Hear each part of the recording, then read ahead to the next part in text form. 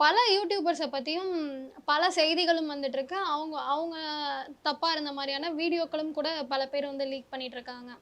So ஒரு YouTuber வந்து கொஞ்சம் ஃபேம் ஆனாலே, அவங்கள பத்தி ஏதாவது ஒரு சில செய்தி வந்தாலே, அந்த செய்தி சில பல செய்திலாம் என்ன பண்றாங்கன்ட்டுனா, அவங்க ரொம்ப இது அப்படின்ற மாரி அவங்கள ட்ரால் பண்ற மாரி இன்னைக்கு வீடியோ அதுல வந்து போட்டு பேர் கெட்றதில்லம்மா.